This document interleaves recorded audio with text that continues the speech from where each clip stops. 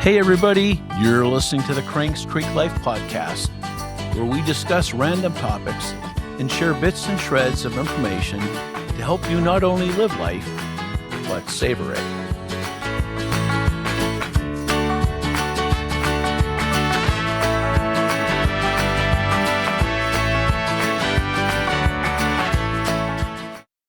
Welcome to the first episode of Season 3, Episode 7 of Cranks Creek Life. During our last episode, I talked about scams and frauds, the evil twins of the financial crime world. I promise I'll be back with more, and today I'm going even deeper in the shadows, delving into the messy, emotional world of romance scams. This one isn't just about money, it's about manipulation dressed up as love. Romance scams, where affection is fake, heartbreak is real, and the price tag is your dignity, and of course, your bank account. One quick reminder that the views, thoughts, and opinions expressed in this podcast are solely my own and do not necessarily represent the views, policies, or positions of my employer or any organization I'm affiliated with. So how prevalent are these scams? Well, there's statistics claiming people lose over $1 billion to romance scams each year, and that's in the U.S. alone. I disagree. It's significantly higher. It has to be. Think about it this way. After every successful scam, the scammer has one last weapon: embarrassment. It keeps people silent, ashamed, and ultimately off the record. And that also keeps the scam going. People are ashamed they lost money. Would you be? Would you want to admit it? You'd fear judgment. So that $1 billion, that basically represents only those brave enough to admit they were conned. And let's face it, that's not an easy thing to do. The takeaway here, silence. It only protects the criminal. I'll break down the different flavors of romance scams in a minute, but first, you need the blueprint, the playbook they run every time, how they find you, why they keep their distance, how they invent a persona, and how they earn your trust piece by piece. Because once you see the pattern, you're a lot harder to fool and a heck of a lot better prepared to protect yourself and the people you care about, which is the whole purpose behind this podcast. I want to drive home the fact that although romance scams are downright chilling, they follow a very predictable script. It begins with identification and targeting, where scammers seek out people who appear lonely, trusting, or emotionally open. That quickly turns into emotional grooming, constant messages, affection, and declarations of love designed to build dependency. As trust deepens, the scammer works to isolate the victim from friends and family, often saying things like, "They don't understand our love," or ask you to keep secrecy to the details of the relationship. Then comes the first financial ask, usually small and framed as an emergency or test of trust. Once money is sent, the requests escalate to larger and more frequent asks, fueled by pressure, guilt, threats, or emotional manipulation. The moment a victim pays even once, the hook is set. The scammer knows the emotional leverage works, and the cycle tightens. If you actually want to protect yourself, rewind 50 seconds and listen again. And listen like it matters, because it does. This is direct from the scammer's playbook. Okay, now that the anatomy of a romance scam is burned in your brain, let's keep going. How do these creeps actually find you? And don't lock onto the stereotype. This isn't just men. Sure, men make up the majority, but women run plenty of these cons too. Different gender, same hustle. Here's the part that matters. Romance scams don't start in candlelit bars or chance encounters. They're born online. Dating apps are going to be the front door. Tinder, Plenty of Fish, Bumble, OkCupid, Match, Hinge, all fair game. Even Christian-focused dating sites, because scammers love anything with built-in trust. Then come the direct messaging apps. WhatsApp, Telegram, probably two of the most often used. But other apps such as Facebook Messenger, Signal, Instagram, Skype, and WeChat are used as well. The apps that are most attractive to scammers will be those where they can remain anonymous, like Telegram and WhatsApp. Otherwise, they will try to move the conversation to text. And finally, social media. Facebook, Instagram, TikTok, Twitter, LinkedIn. LinkedIn in particular is a favorite for targeting professionals and widowed executives. For romance scammers, social media is an all-you-can-eat buffet of personal data, and every bite can be turned against you. One mention regarding these methods of finding you and communicating with you: according to our friends at the Federal Trade Commission, about 40% of scams start on social media. Sure, someone can try to run a con in person at a bar, a coffee shop, a gaming meetup, even a church group. But compared to the number of scams in the digital world, the in-person scam is quite rare. I mentioned all of these dating apps, direct messaging apps, and social media avenues, not to scare you to stay away from them, but simply to raise awareness that they can all serve a purpose to a scammer, including keeping you at a distance, which I'll discuss shortly. I'm going to pause for a quick moment and drop a movie recommendation, because if you really want to understand how predators can charm you blind, Hollywood already laid it out for us. Back in the late 80s, Dirty Rotten Scoundrels showed Steve Martin and Michael Caine running elegant cons with tuxedos, champagne, and smiles sharp enough to cut glass. Their cons definitely differ from today's scams. Today's scammers don't need a Riviera mansion or tuxedos. They just need Wi-Fi and a keyboard. What hasn't changed? The scammers focus on gaining and exploiting trust, leveraging emotion, and creating urgency. Very much worth the watch. With the explosion of communication channels, email, social media, messaging apps, scammers have mastered the art of using distance as one of their greatest weapons. They'll claim they're stationed on an oil rig, deployed on a military mission, working a foreign contract, saving orphans overseas, or practicing international medicine. Sounds impressive, right? Yeah, that's the point. Every glamorous job is just a convenient excuse for why they can't meet you in person. By keeping things long distance, they make it nearly impossible for you to verify who they really are, and they trap the entire relationship inside the communication channels they control. And that control, well, that control is everything. And that's the cruel punchline. Online, victims think they're in control, right up until the moment they realize they never were. So remember their ploy. They replace the possibility of verification with excuse. They keep the contact through any communication means that is distant and safe for them. Another critical detail: as a scammer, I am not revealing myself to you. I am not showing up as who I really am. I am building a character, a full-blown persona. I'll start with some stolen photos, maybe polished headshots, gym selfies, throw in some travel pics. Where can I get these? I'll rip them from some poor stranger's real life off social media. Yeah, people put everything out there. Hold on, though. If my victim does a quick reverse image search, it may expose me as popping up in Atlanta, London, and Dubai all at once. I got this. Even if it did expose me, I'll spin a career story that sounds so impressive and conveniently explains everything, including why I'm rich, why I travel nonstop, and why I just can't meet her in person. Because I work on an oil rig. No. Special forces. Wait, an international surgeon. Yeah, that's it. I save people. Damn, this is going to be good. Next, I'll roll out my emotional bait. I think I'll choose the tragic widower act. That seems to work well. No, wait, I got this. The painful divorce. That'll invoke some empathy. Yeah, that noble single parent shit rarely fails. Hell, whatever makes me seem wounded, yet lovable. Let's see, how do I seal this? No problem. I'll spin up some social media profiles with just enough history to feel legit, add some curated posts, borrowed friends, toss in a couple motivational quotes about strength or fate. Certain I can dig up something from her social media sites. Nothing accidental here. I will calculate everything. Yeah, from far away, this will all look so impressive. But if she gets too close, she'll see it's just emotional dollar store jewelry, and I am only a piece of shiny trash pretending to be her treasure. But that won't happen, because I'll keep her at a distance. All right, time for some lovin'.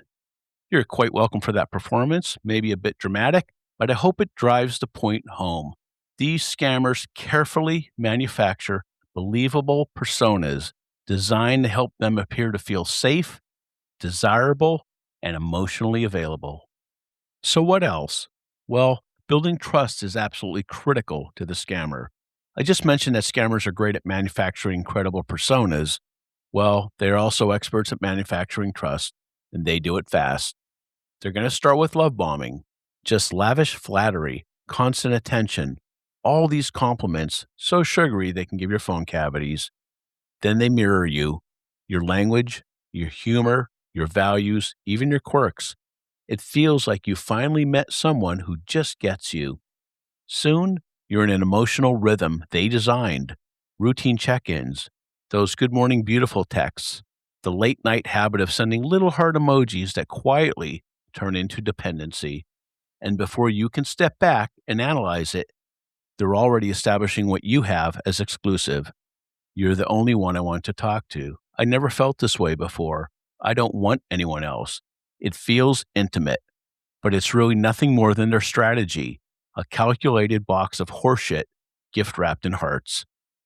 Now let's take a few moments and talk about the different types of romance scams, because there isn't just one script. Scammers use a lot of variations, and they often stack them together. Money mule scam. This is the one where the scammer hands you the money and the problem. They rope you into receiving and moving stolen funds through your own bank or credit union account, turning an unsuspecting romantic target into the one holding the legal hot potato. You're told to accept the money and pass it along, or to deposit the funds, and suddenly, the risk comes. Although you're the middle person, the consequences are sitting squarely on you. This situation is pretty ugly because the scammer never touches the money, but you do. And when law enforcement begins following the trail, it starts at your bank account, not the scammers. So here's my words of advice. Be alert to someone asking you to conduct their banking activity based on an excuse that they cannot access their account, or they are stuck overseas, or claim they trust you more than anyone else.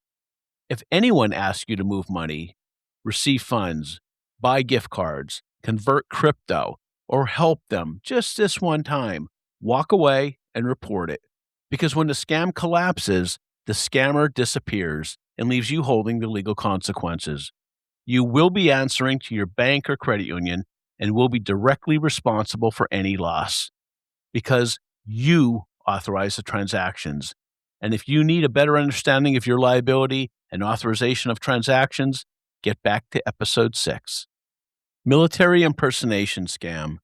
Romance scams involving impersonated military personnel are especially effective. Why? Because they exploit trust, distance, and patriotism. Scammers steal photos and identities of real service members and claim to be deployed overseas, working in classified roles, and stationed in remote locations. All convenient excuses for why they can't meet you in person, video chat, or access their own money. They move fast emotionally, leaning on honor, sacrifice, and loyalty to build credibility and sympathy. Now, eventually, the story will turn into a crisis. Unpaid fees, emergency leave, equipment problems, or a promise to come home, all which can be resolved if you'll just help financially. The uniform and photos may be fake, but the losses are very real. So don't fall for scams hiding behind a uniform. If there are claims of secret missions or misuse of military jargon, it's all fiction.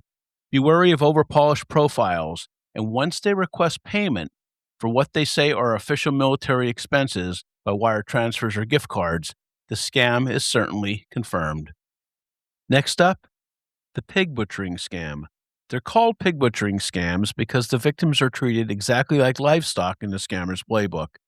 The scammer works to fatten the pig, which is you, weeks or months of grooming, affection, trust building, and emotional investment.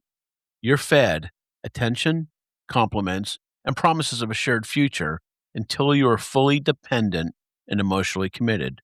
Once you are primed, the butchering happens, the sudden financial exploitation, escalating demands, and total drain of your money and credit.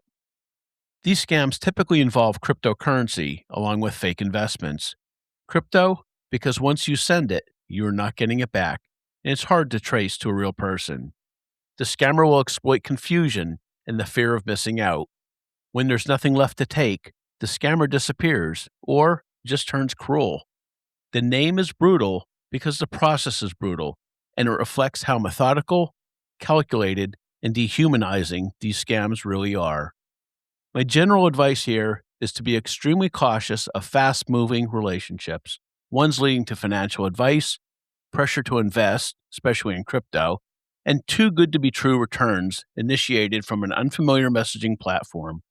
Throw those red flags together, and this scam should stick out like a turd in a punch bowl. Marriage and visa scam. Here, the scammer claims they're overseas and just needs a little money, your money, to finally come see you. Plane tickets, visas, customs issues. Every payment is supposed to be the last one. It never is. Once you send the money, they disappear or invent another delay. They never book the flight, only another excuse. In some cases, marriage becomes the next hook, used to exploit the immigration system process or your spousal benefits. The bottom line is that they will always be asking for more money to pay an immigration lawyer, obtain visa documents, pay for background or medical checks, or for some filing or processing costs. They may even start to ask you for sensitive documents, such as your birth certificate, social security card, passport, tax returns, even proof of income for sponsoring them. That's the point where the scam pivots right into identity theft, account takeover, and even blackmail. Be on the lookout for dating profiles that look a bit too polished, or conversations where obstacles constantly arise. They can't meet in person, always seem to have excuses, and avoid video calls. Real immigration processes are slow, transparent, and handled through official government channels, not through private chats, wire transfers, or emotional pressure. Sugar mama and sugar daddy scams flip the traditional romance scam on its head. Wait, did I say sugar mama and sugar daddy? You're going to hear Christy and me mention these both again in our next podcast. Hopefully that gives you a hint of what's to come. Okay, out of the rabbit hole. So in these scams, instead of asking for love, the scammer offers you money, easy cash, no strings attached, just your attention, some chatting, and companionship.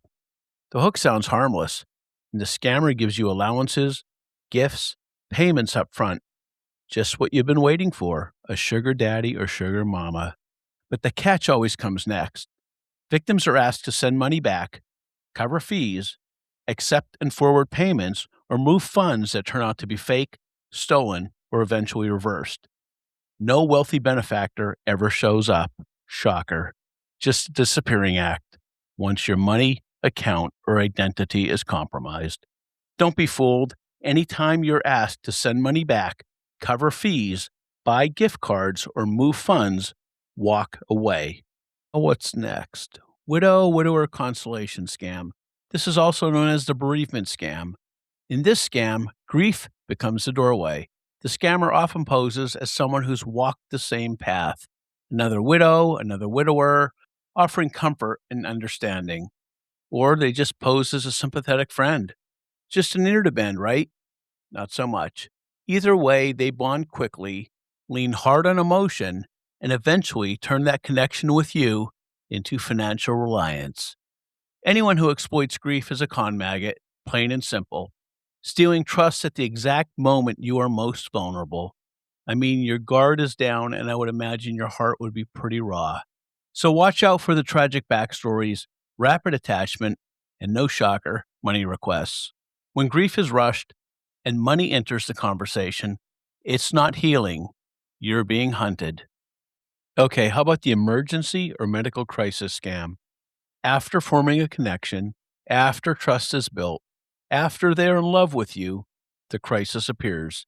They claim they or a loved one has been in an accident, fallen seriously ill, or otherwise injured. Suddenly, there's an emergency surgery, medication, or a hospital bill that needs immediate attention. The stories are gonna sound convincing. The photos and injuries will look real. The crises will keep coming. And the pressure to act fast is relentless.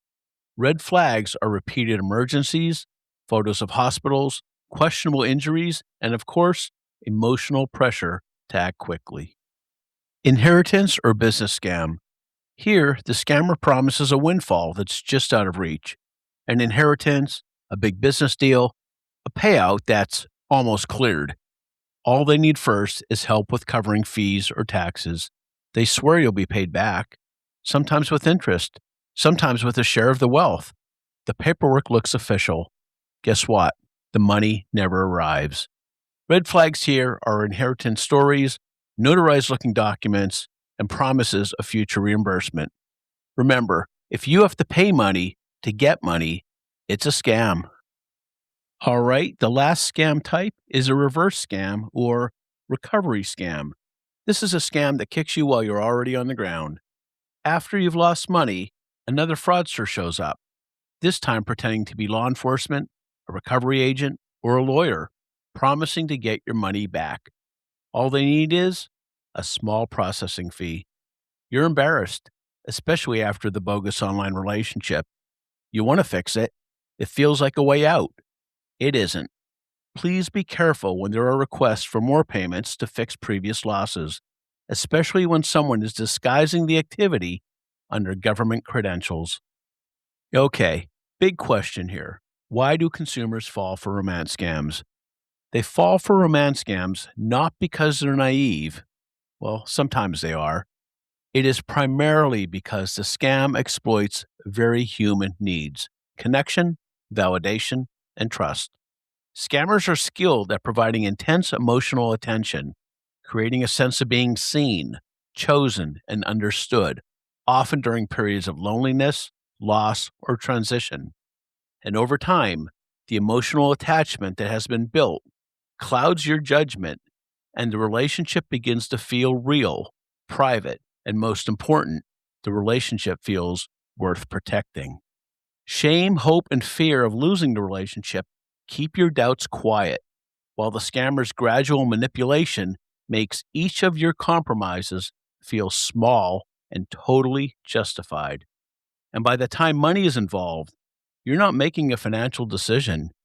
You're trying to save what feels like love. All right, I'm not letting you off easy without telling you the truth about the romance scam you just fell for. That money you sent didn't disappear into thin air, and it certainly didn't go to a person in love. It was fed into an ecosystem built on exploitation. It pays for burner phones, fake profiles, stolen photos, scripts designed to sound human, and the next run of lies already queued up. It funds call centers where empathy is weaponized, where trafficked workers are forced to scam for quotas, and failure is punished.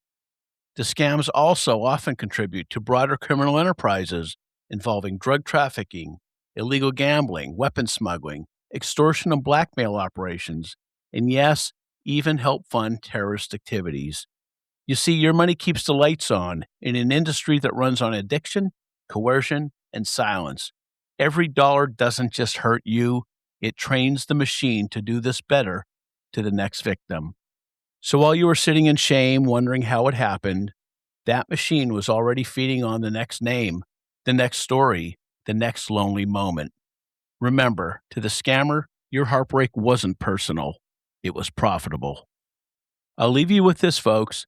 When it comes to responding to a suspected scam, it does not require a PhD or any expertise, only action.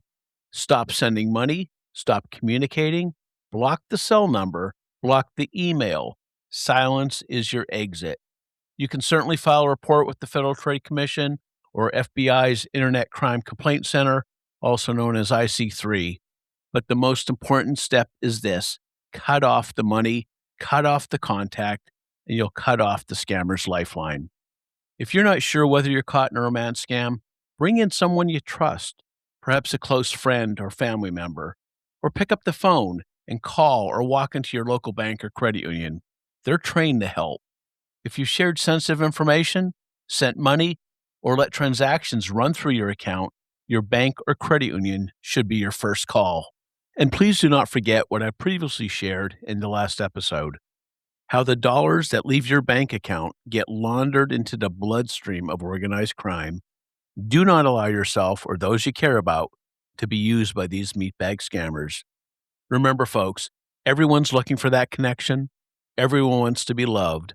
That's what makes us human, and scammers know it. They will find you, hook you with attention, hide behind excuses, pull you away from the people who care about you and slide in that first money ask. Then they'll turn up the pressure, guilt, fear, manipulation, until control actually feels like love. Do not allow their manipulation to feel like intimacy. Do not mistake pressure for passion.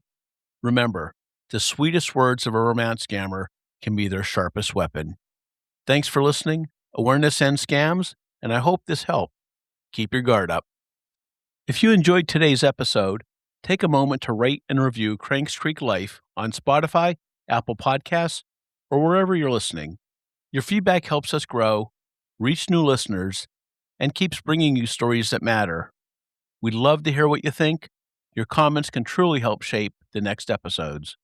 Also, please subscribe as it helps people find us. That's all for this episode.